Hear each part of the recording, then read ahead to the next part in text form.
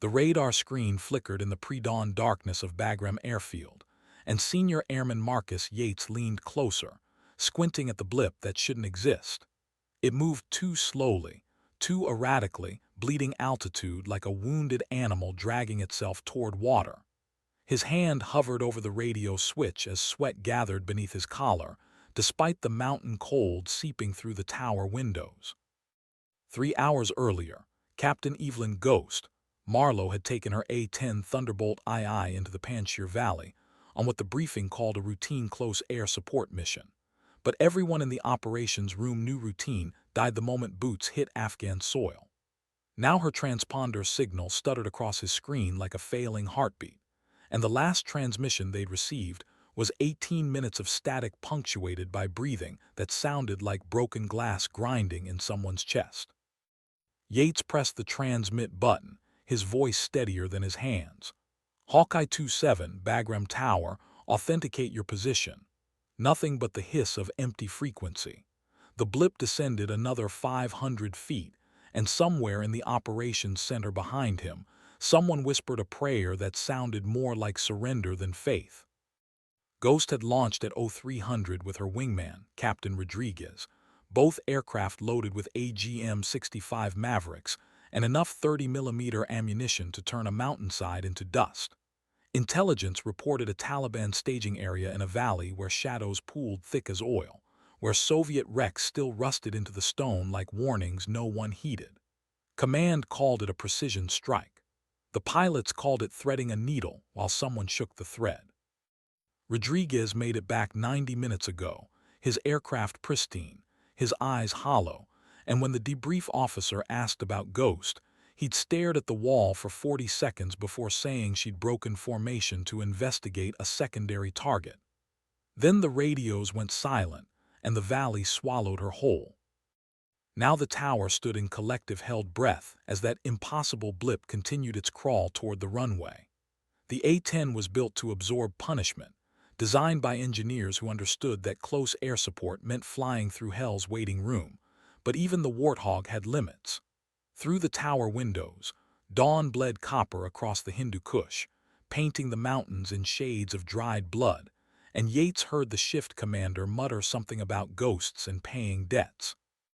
The radar showed 8 miles out, altitude dropping through 3,000 feet, and still no voice on the radio, just that faint carrier wave that meant someone's finger was on the transmit button, meant someone was still alive enough to try. Then, like a shadow tearing itself from the mountains, the aircraft emerged from the valley mouth, and through the binoculars, Yates saw why the radio stayed silent. The A-10's canopy was spiderwebbed with cracks, the left engine trailing smoke like a funeral shroud, and the titanium bathtub that protected the pilot was scored with impact marks that looked like desperate fingers clawing for purchase. Whole sections of the aircraft's skin hung loose, revealing the skeleton beneath, and the landing gear deployed asymmetrically, one wheel refusing to lock while hydraulic fluid misted in the slipstream. This wasn't an aircraft returning from a mission. This was a corpse refusing to acknowledge death. Ghost lined up on final approach with the precision of someone who'd made this landing 1,000 times in nightmares, compensating for the dead engine with minute adjustments that should have been impossible given the damage. The tower fell silent except for breathing, and the crackle of radios monitoring every frequency, every emergency channel, waiting for the moment the aircraft gave up and cartwheeled across the runway in a blooming fireball. But the A-10 settled toward the concrete with the resignation of something that had fought too hard to quit now, and when the remaining wheel kissed the runway, sparks fountained from the collapsed strut, metal shrieking against concrete as the aircraft slewed sideways. Fire trucks converged like blood cells rushing to a wound, foam already spraying before the aircraft stopped moving, and through it all, Ghost sat motionless in the cockpit, her helmet reflecting the sunrise, one hand still locked on the control stick as though releasing it might unmake reality. The canopy didn't open immediately. Emergency crews surrounded the aircraft, their faces registering the damage in stages, first confusion, then horror, then something like reverence. The right wing had taken multiple hits, punctured so thoroughly that morning light showed through like stars in a collapsing universe. The tail section was more void than metal, and when the senior crew chief climbed up to manually release the canopy, he froze for 3 heartbeats before keying his radio with a voice scraped raw. "She's conscious. Jesus Christ, she's still conscious." They extracted Ghost with the careful urgency reserved for defusing bombs, and when her boots finally touched the ground, her flight suit was dark with blood that wasn't all hers, her left arm hanging at an angle that made grown men look away. But her eyes stayed fixed on the aircraft, on that ruined machine that shouldn't have flown, that had crawled home on stubbornness and fury, and something that transcended engineering. The base hospital swallowed her within minutes, leaving only the bleeding fluids onto the tarmac. A monument to violence survived. The investigation began before the rotors stopped spinning on the medevac helicopter. Lieutenant Colonel Webb, a man whose face had forgotten how to smile somewhere between his second and third deployment, stood before the aircraft like an archaeologist confronting evidence that shattered every assumption. His investigation team moved through the wreckage with notepads and cameras, documenting each puncture, each shredded system, each component that should have failed but somehow continued functioning beyond every safety margin and design parameter. The left engine was Swiss cheese, turbine blades bent at angles that violated physics. The hydraulic systems had been severed in 4 places, yet Ghost had maintained control authority through the entire approach. Most damningly, the flight data recorder showed she'd spent 17 minutes in a flat spin after taking fire, regaining control at an altitude that gave her exactly 1 chance to get it right. Webb watched the techs catalog the damage and felt something cold settle in his chest. This wasn't luck. This was skill married to will in a ceremony performed at the edge of human capability.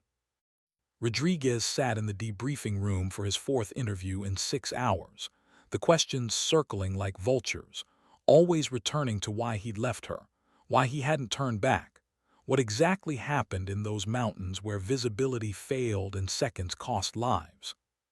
He answered mechanically, his voice flat as Kansas, explaining for the dozenth time that Ghost had called Bandit on a possible target, that she'd descended to confirm, that the valley walls had cluttered his radar, that when he'd circled back the sky was empty except for smoke.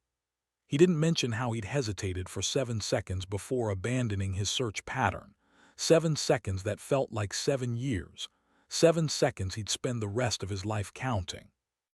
The investigators nodded and took notes, but their eyes held judgment that no official report would contain, and Rodriguez understood he'd be haunted not by what he'd done, but by what he'd failed to do when friendship demanded more than protocol allowed. Ghost woke in the hospital to white ceiling tiles and the distant thunder of F-16s on rotation, her mouth tasting of copper and morphine, her left arm immobilized in a cocoon of surgical steel and hope. The flight surgeon, Commander Patricia Hayes, sat beside the bed with a chart that read like a casualty list: fractured ulna, torn rotator cuff, second-degree burns across her left side, lacerations from shrapnel that had found the microscopic gaps in her survival gear. Hayes delivered the prognosis with clinical efficiency. 6 months minimum before medical clearance, possibly longer, possibly never. The words floated past Ghost's ears like debris from an explosion, irrelevant against the memory of her aircraft's control stick fighting her grip, the mountain wall filling her canopy, the moment of absolute clarity when she'd understood that dying was the easy choice and living required everything she had left. Hayes asked if she understood, if she had questions, and Ghost's only response was to ask if her aircraft had made it. The surgeon's pause spoke volumes. "Your aircraft made it," she said quietly. "We're still figuring out how." The story spread through Bagram like wildfire through dried grass, each retelling adding layers of mythology that transformed fact into legend. The mechanics whispered about the A-10 that landed with over 200 impact marks, including 3 that had punched through the cockpit within inches of the pilot's head. The pilots traded theories in the ready room, calculating fuel consumption and damage tolerances, trying to reverse engineer a miracle into something comprehensible. The ground crews who'd been awaiting her support in that valley, the ones she'd covered during her death spiral, the ones who'd extracted under her guns while she drew fire like lightning to a rod, they didn't trade theories. They simply requisitioned a patchmaker and designed an insignia showing a ghost rising from smoke, wearing pilot wings and carrying the weight of the sky. They sent it to Ghost's hospital room with a note containing only 2 words: "Thank you." The official investigation took 3 weeks to compile, cross-reference, and sanitize for consumption by commanders who measured success in metrics rather than heartbeats. The final report read like an autopsy of impossibility: catastrophic hydraulic failure, multiple systems compromised, airframe integrity questionable, pilot performance exceptional.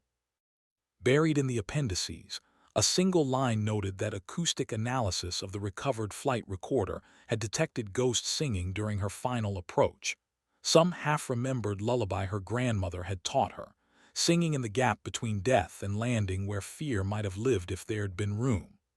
Webb read that detail 3 times, then classified it above the report's general distribution level. Some things, he decided, weren't meant for the efficiency evaluators who'd never felt their aircraft trying to kill them, who'd never had to choose between ejecting over hostile territory or riding a dying machine home, because the troops on the ground needed to know someone gave a damn. Ghost's hospital room became an unofficial pilgrimage site. Rodriguez appeared the 3rd day, standing in the doorway with an apology on his lips that Ghost waved away before he could voice it. She remembered the valley, remembered the static-filled radio as her aircraft tumbled, remembered making the choice to stop calling for help and start fighting her way out alone. She didn't blame him for leaving. The tactical reality was simple: 2 aircraft lost served no purpose, and survival sometimes meant abandoning those too stubborn to die cleanly. They sat in silence for 20 minutes, 2 pilots who understood that some conversations happened in the spaces between words, in shared recognition of the margins where training ended and something more primal began. When Rodriguez finally left, he pressed his squadron patch into her good hand, the fabric worn soft from years of deployment rotations, and Ghost understood it wasn't about forgiveness because there was nothing to forgive. It was about witness, about one pilot telling another, "I saw you fall and I saw you rise, and that matters." The medical board convened in week 4, a panel of flight surgeons and psychologists whose job was to determine if Ghost's body and mind could be trusted with a multi-million-dollar weapons platform and the lives it protected. They reviewed her scans, her physical therapy progress, her responses to the mandatory psych evaluation that tried to reduce trauma into checkboxes and numerical scales. The orthopedic surgeon expressed concerns about her shoulder's range of motion. The psychologist noted markers consistent with acute stress response, though Ghost's affect remained appropriate and her decision-making sound. The board chair, a colonel who'd flown B-52s over Iraq before joints and politics grounded him, read through the file with the expression of someone calculating odds that didn't favor the house. Then he looked at Ghost, still bandaged, still pale from blood loss and sleepless nights, and asked the only question that mattered: why did she want to go back up? Ghost's answer was simple, delivered without hesitation or decoration. Because the mission wasn't finished, because troops were still down there in the valleys where shadows pooled thick, because she'd proven she could bring a broken aircraft home, and that meant she could bring herself home too. The board's decision took 3 days, and during that time Ghost walked the flight line with her arm in a sling, watching the A-10s cycle through their missions, watching other pilots climb into cockpits and disappear into that pre-dawn darkness she knew too intimately.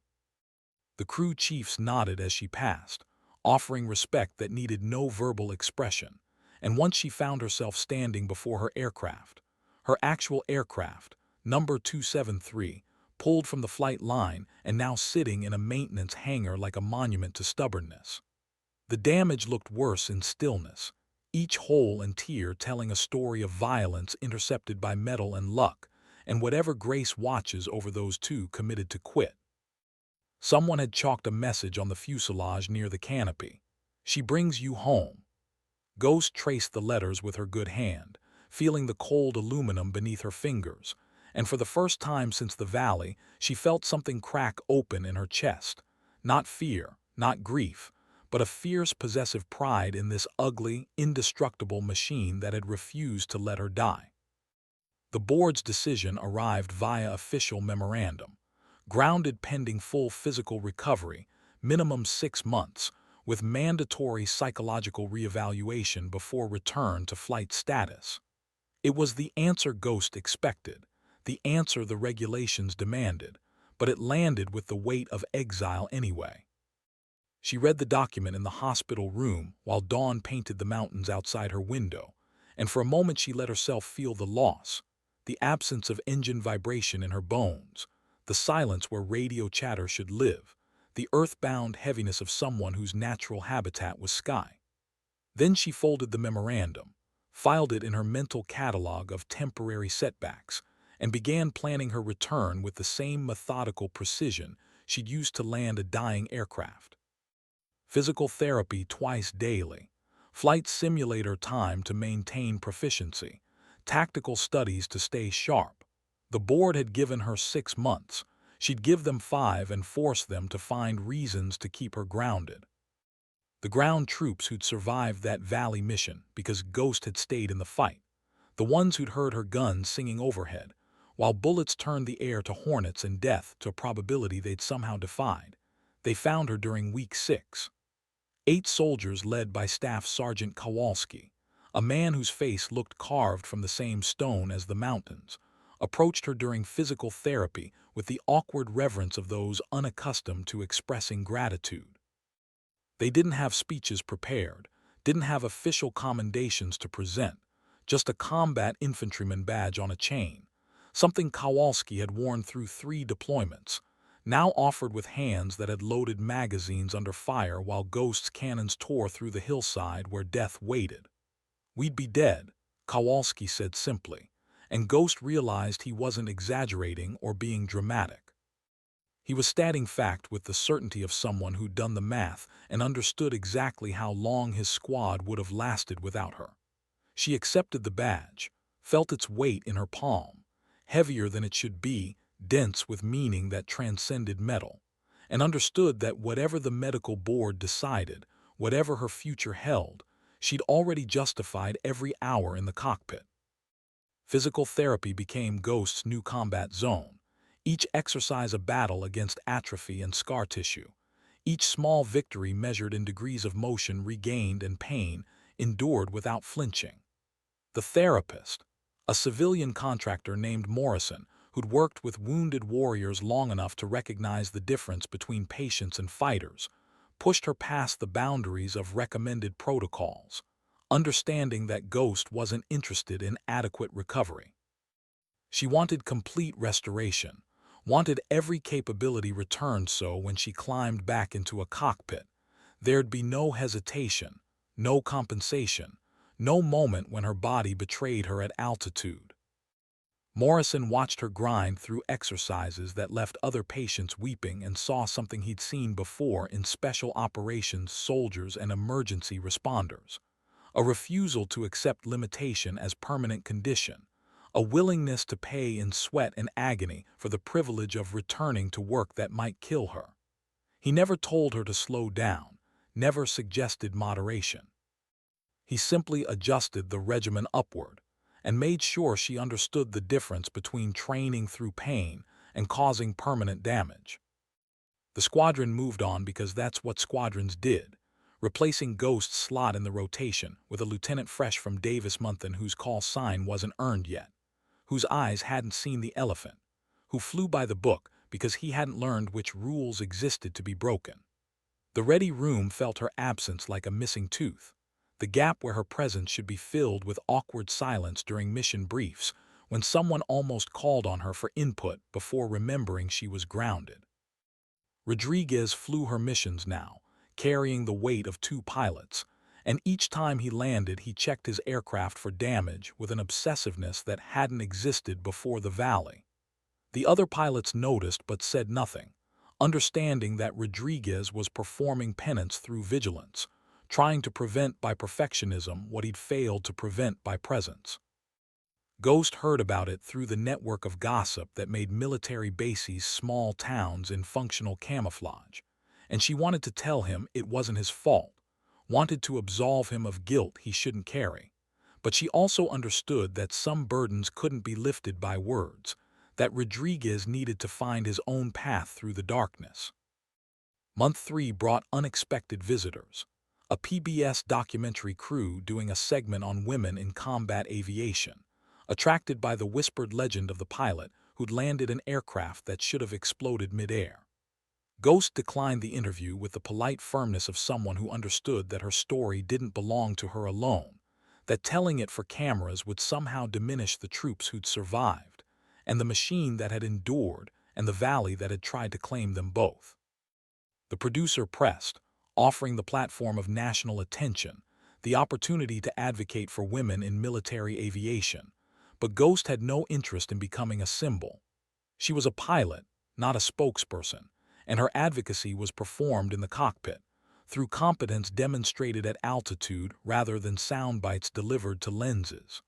The crew left disappointed, and Ghost returned to physical therapy with the relief of someone who'd avoided a trap disguised as opportunity. The nightmares started in month 4, delayed shock breaking through the dam of purpose and momentum that had carried Ghost through recovery's early phases. She'd wake gasping in darkness, her left arm phantomaking where shrapnel had carved its path, the echo of her aircraft's warning systems still screaming in her ears. The dreams weren't simple replays but distorted composites, the valley walls closing like teeth, her controls unresponsive, the ground rushing up while her ejection seat failed and she rode the aircraft into dissolution. Hayes, the flight surgeon, prescribed medication that Ghost took once before flushing the rest, unwilling to dull edges that might be necessary, unwilling to trade clarity for comfort. Instead, she walked the flight line at 0300, watching the pre-dawn launches, letting the roar of engines drown the echoes in her head, and slowly the nightmares lost their urgency, became manageable memories rather than invasive hauntings. The maintenance crew finished reconstructing Ghost's aircraft in month 5, a process that was part repair and part resurrection, replacing so many components that philosophical questions arose about whether it remained the same machine. The crew chief, Master Sergeant Valdez, a man whose hands knew aircraft like surgeons knew anatomy, oversaw every rivet and seal, refusing to sign off on airworthiness until the bird flew better than factory specifications. He understood this wasn't just any A-10, wasn't another tail number in the squadron inventory. This was the aircraft that had absorbed punishment meant for its pilot, that had violated every damage tolerance model to bring Ghost home, and it deserved to fly again with the same certainty that Ghost deserved to fly it. When the final inspection cleared and the aircraft rolled back onto the line, Valdez found Ghost watching from the hangar entrance, her arm finally free of the sling, her eyes locked on the machine with an expression he'd seen before in pilots reunited with aircraft they'd thought lost. He handed her the maintenance log without ceremony, the pages documenting each repair like a medical chart cataloging healed wounds, and Ghost understood she was reading not just her aircraft's resurrection, but a roadmap for her own. The final medical board convened 1 week before Ghost's 6-month grounding expired, a timing that wasn't coincidental, that reflected her meticulous adherence to every requirement and recommendation, her transformation of rehabilitation into a campaign executed with tactical precision. She stood before the panel in service dress rather than hospital gown, her posture military straight despite the months of pain, her eyes clear, her answers to their questions delivered with the confidence of someone who'd already won, but needed to let them believe they were deciding. The orthopedic surgeon reviewed her range of motion tests, exceeded expectations. The psychologist noted her PTSD screening results, within normal parameters for combat veterans. The neurologist found no deficits in reaction time or decision-making capacity. One by one, the concerns that had grounded her were addressed and dismissed, until the board chair looked at her with something approaching admiration and asked if she felt ready to return to flight status. Ghost's answer was instant. She'd been ready since the moment she'd stepped out of her aircraft 5 months ago. The board's decision was unanimous, cleared for return to flying duty, no restrictions. Ghost's first flight back came 72 hours after medical clearance, a routine patrol over the same valleys where she'd fallen, the same mountains that had tried to keep her.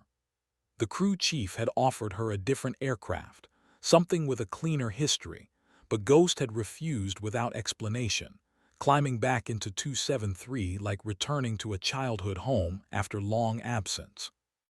The pre-flight checks felt simultaneously foreign and familiar, muscle memory reasserting itself through layers of months away. And when she advanced the throttles and felt the A-10's ungainly power surge forward, something aligned in her chest that had been fractionally off-axis since the valley. The takeoff was textbook, the climb smooth, and as she leveled off at altitude with the Hindu Kush spreading below like a topographical map of beautiful hostility, Ghost keyed her radio with a transmission that wasn't directed at anyone specific but felt necessary nonetheless. Hawkeye 27 is airborne and mission-capable.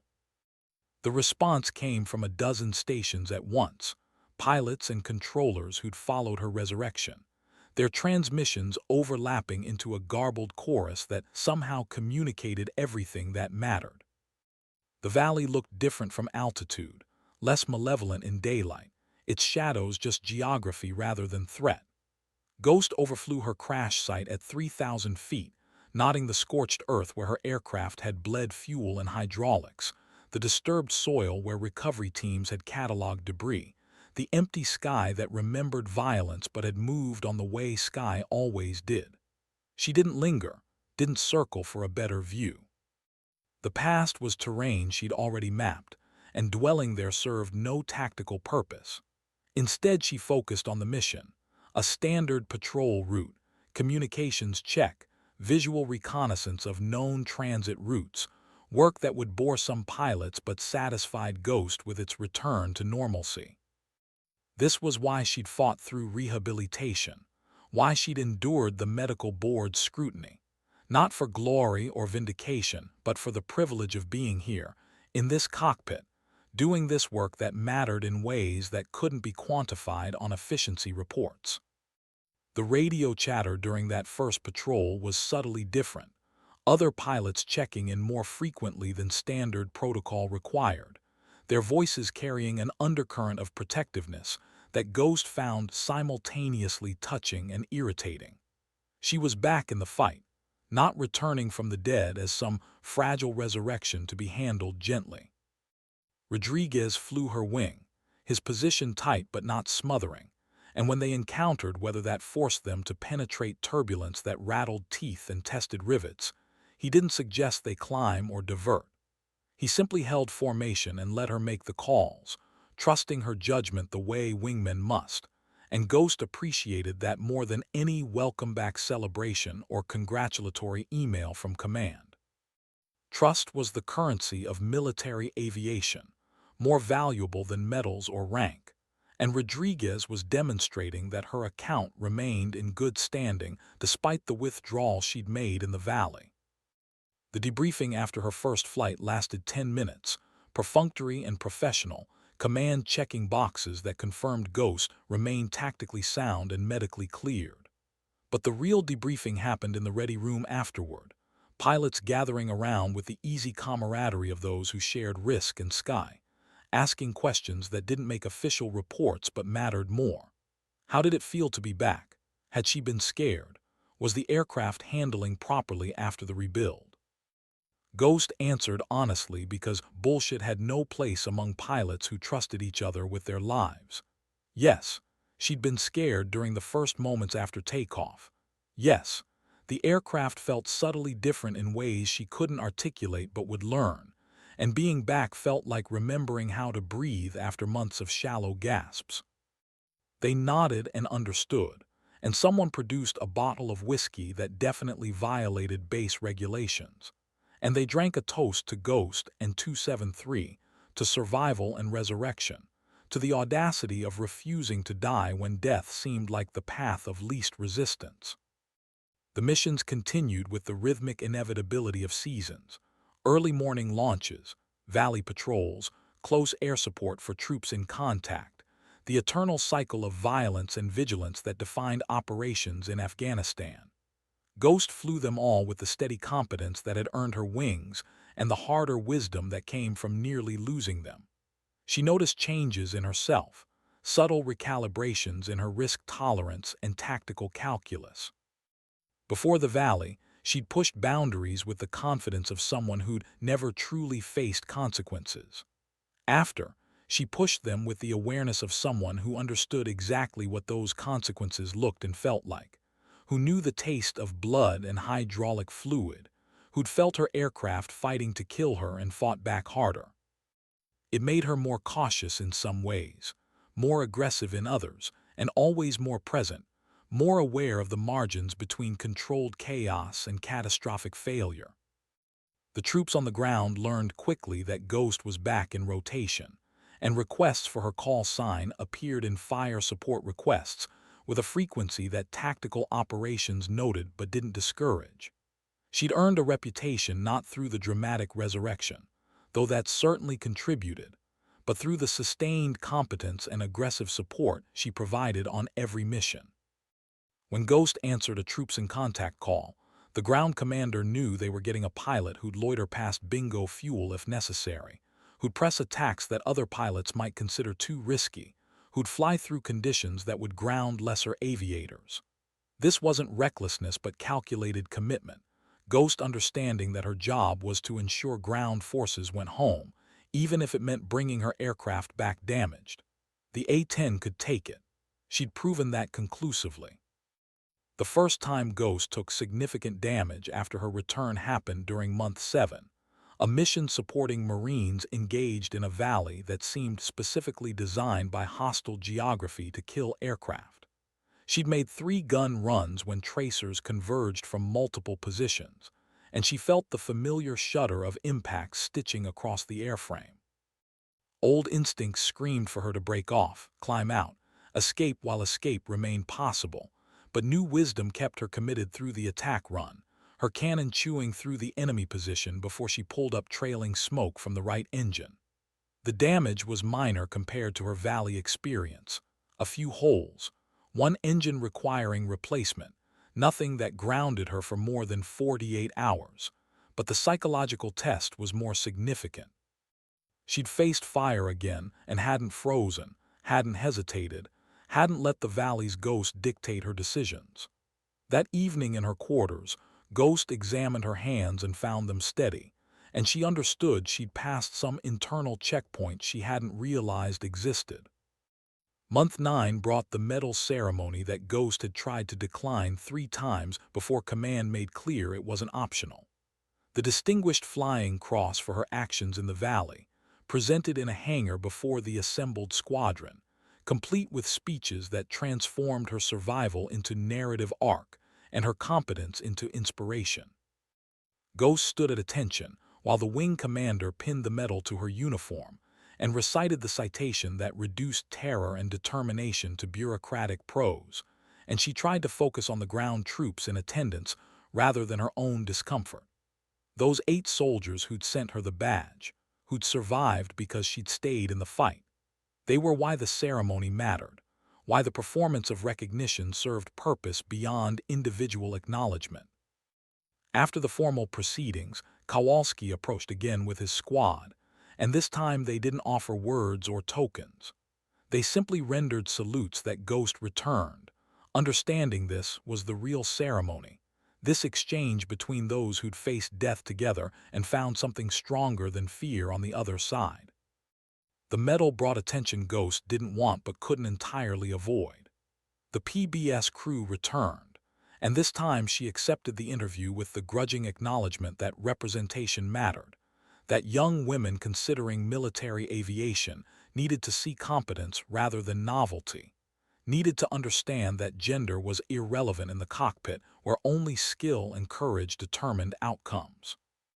The interview aired 3 months later, edited into something that balanced Ghost's taciturn responses with dramatic footage of A-10s in action, and she watched it once in the ready room before deciding she'd fulfilled her obligation to visibility and could return to the comfortable anonymity of being just another pilot in the rotation. The squadron ribbed her mercilessly about her television debut, claiming she'd gone Hollywood, threatening to demand autographs, and Ghost endured it with the patience of someone who understood the teasing was affection disguised as harassment. Year 2 of Ghost's return brought promotion to major and assignment as flight lead, responsibilities that shifted her role from individual operator to tactical coordinator, from managing her own aircraft to managing the mission. She approached the new duties with the same methodical competence that had defined her career, studying not just tactics but leadership, understanding that effective command required different skills than effective piloting. Her flight crews noticed the difference immediately. Ghost led from experience rather than authority, from demonstrated expertise rather than rank, and her pre-mission briefings carried weight because everyone in the room knew she'd ask nothing of them she hadn't already survived herself. The Valley had bought her credibility that couldn't be earned through flight hours alone, had marked her as someone who understood the stakes personally, intimately, in ways that transformed abstract risk into lived knowledge. Rodriguez transferred out in month 16, promoted and reassigned to a training position at Davis-Monthan, where his experience could shape the next generation of A-10 pilots.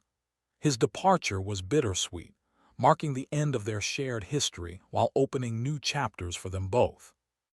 The night before his departure, they sat in the empty ready room with coffee gone cold, talking about missions flown and lessons learned, and Rodriguez finally voiced the apology he'd been carrying since the Valley. "I should have stayed, I should have searched longer, I should have known you'd survive." Ghost let him finish before responding with the wisdom she'd earned in therapy and reflection. He'd made the right tactical decision, the decision she would have made in his position, and the only reason she'd survived was because he'd followed protocol and returned to coordinate rescue assets rather than adding himself to the casualty list. They were both here, both alive, both still flying. That was the only outcome that mattered. Rodriguez nodded, accepting absolution he'd never requested but desperately needed, and when they shook hands goodbye, it was without the weight of imaginary debts finally settled. The squadron's composition changed with the organic turnover of military life, new pilots arriving with call signs yet to be proven, veterans departing with stories that would follow them to new assignments. Ghost became the institutional memory, the pilot who'd been there longest, who'd seen the most, who carried the squadron's history in her bones. Young pilots sought her advice with the reverence reserved for those whose survival seemed to defy statistics, asking how she'd made decisions in the Valley, what she'd felt during that final approach, how she'd found the strength to keep fighting when every rational impulse screamed surrender. Ghost answered their questions with patient honesty, emphasizing that survival wasn't about superhuman courage, but about training applied under pressure, about refusing to accept defeat until defeat was mathematically inevitable, about trusting the aircraft and the skills drilled into muscle memory through countless repetitions. She made heroism sound like competence practiced until it became reflex, and in doing so, made it seem achievable rather than mythical. Year 3 brought Ghost her first combat loss. A pilot under her command shot down during a close air support mission that went catastrophic in the span of seconds. Captain Jessica Torres, call sign Sidewinder, ejected successfully but landed in hostile territory, and Ghost spent 6 hours coordinating the combat search and rescue effort while flying overhead in a protective orbit, her fuel status ignored, her exhaustion irrelevant against the imperative of bringing her pilot home. Torres survived the rescue, pulled from a wadi by pararescue jumpers, while Ghost provided overwatch that kept enemy forces at bay.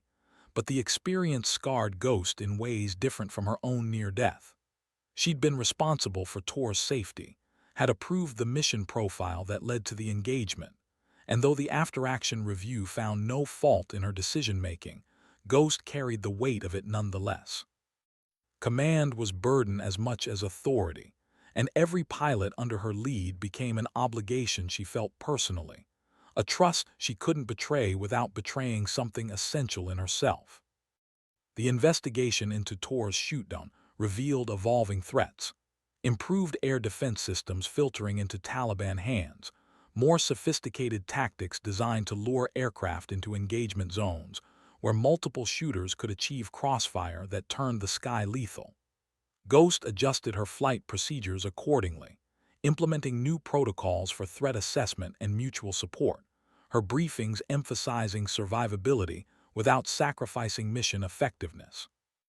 Some pilots grumbled about the added complexity, the additional restrictions, but none questioned the wisdom of someone who'd paid for her knowledge in blood and scars. The squadron's mission success rate remained high while aircraft losses dropped, and Command noticed, requesting Ghost brief other units on her tactics, spreading the lessons learned in Afghan valleys to pilots who'd faced similar threats in similar terrain. Year 4 brought rumors of drawdown, political winds shifting toward withdrawal, the long war entering its end-state negotiation phase, where military operations became chess moves in diplomatic games played thousands of miles from where bullets flew. Ghost listened to the speculation with the detachment of someone who understood that policy happened above her pay grade, that her job remained unchanged regardless of political momentum. Fly the missions, protect the troops, bring her people home. If the war was ending, she'd fly until the final aircraft departed. If it continued, she'd adapt to the new normal the way she'd adapted to every other evolution. Permanence was illusion in military life. The only constant was the work itself, the daily commitment to competence and courage that transcended strategic planning and presidential announcements. Ghost's second tour in Afghanistan ended not with dramatic finale, but with bureaucratic inevitability. Rotation orders, out-processing paperwork, the mechanical shutdown of a deployment cycle that had consumed 4 years of her life. The farewell ceremony was mercifully brief, Command recognizing that Ghost had little patience for spectacle, content with a simple acknowledgement of service rendered and duty fulfilled. She gave a short speech to the squadron emphasizing continuity. The mission would continue with new pilots in familiar cockpits. The work would persist regardless of who performed it. Excellence remained non-negotiable. Then she climbed into her aircraft one final time for the flight to Kandahar that would begin her journey home. And as she lifted off from Bagram with the Hindu Kush falling away beneath her, Ghost felt not relief but profound ambivalence. She was leaving a place that had nearly killed her but had also defined her, that had taken pieces of her she'd never recover while forging her into something harder than she'd been before. The transition to garrison life at Davis-Monthan felt like culture shock conducted in slow motion, the peace and routine of domestic assignment jarring after years of deployment tempo. Ghost moved through the motions of peacetime military existence, training flights over Arizona desert, simulator sessions, administrative duties that proliferated like weeds. But part of her attention remained focused on the mountains half a world away, monitoring news reports of ongoing operations, checking casualty reports with the obsessive attention of someone who couldn't quite believe the war would continue without her. Hayes, the flight surgeon who'd followed Ghost from Afghanistan, noticed the transition struggles and mandated counseling sessions that Ghost attended with minimal enthusiasm and maximum compliance. The psychologist asked predictable questions about adjustment and purpose, and Ghost gave truthful answers that satisfied clinical requirements while skirting deeper truths. She missed the clarity of combat, the moral simplicity of close air support where right and wrong were defined by who needed protection and who needed stopping. The training mission gave Ghost new purpose, channeling her experience into shaping pilots who'd faced the same valleys and threats she'd survived. She approached instruction with the intensity of someone for whom teaching was life-or-death proposition, because for her students, it literally would be. Her simulator scenarios were notoriously difficult, designed to test not just technical proficiency, but decision-making under cascading failures and tactical complexity. She made student pilots face the choices she'd faced, forced them to calculate fuel against firepower, to balance risk against obligation, to understand that the textbook answers often evaporated when bullets started flying and ground forces needed support. Some students complained about her standards, but the ones who graduated from her training pipeline deployed with survival rates that validated her methods. And Ghost measured success not in test scores, but in names absent from casualty lists. Year 5 brought Ghost to the test pilot school at Edwards Air Force Base, an opportunity to expand her expertise beyond operational flying into developmental aviation, where engineering met piloting and the future of combat aircraft took shape. The year-long curriculum challenged her in new ways, requiring mathematical rigor and technical analysis that differed from the intuitive artistry of combat flying. Ghost struggled initially with the academic requirements, her strengths residing in practical application rather than theoretical abstraction, but she applied the same stubborn persistence that had brought her home from the valley, studying through exhaustion, seeking help when needed, refusing to accept failure as outcome. She graduated mid-pack in her class, unremarkable by academic standards, but respected by instructors who recognized that her real contribution would come not from equations, but from the operational wisdom she'd bring to aircraft development.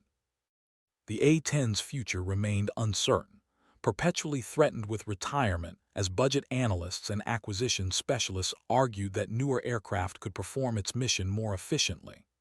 Ghost joined the debate not through formal channels, but through demonstration, participating in test programs that quantified the Warthog's unique capabilities, that validated the platform's survivability and mission effectiveness through empirical data rather than nostalgic attachment. She flew comparison trials against F-35s and F-16s conducting close air support, and while the newer aircraft offered technological advantages, none could match the A-10's loiter time, weapons load, and psychological impact of that distinctive cannon, sound that ground forces had learned meant salvation was overhead.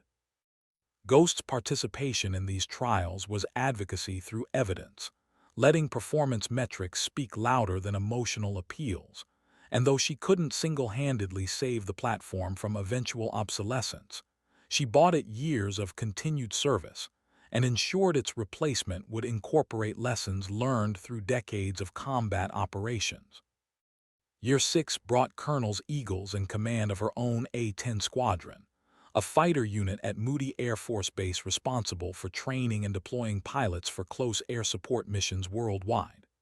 Ghost accepted the promotion with the understanding that leadership at this level meant less flying and more administrative burden, but she structured her command style around maximum cockpit time, refusing to become a desk officer who'd forgotten what the mission felt like at altitude.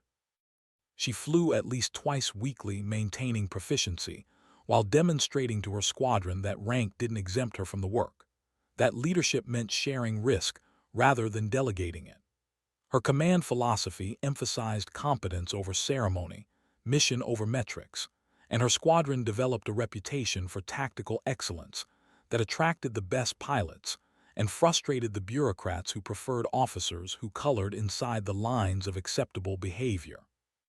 The 10th anniversary of Ghost's Valley incident passed without official recognition.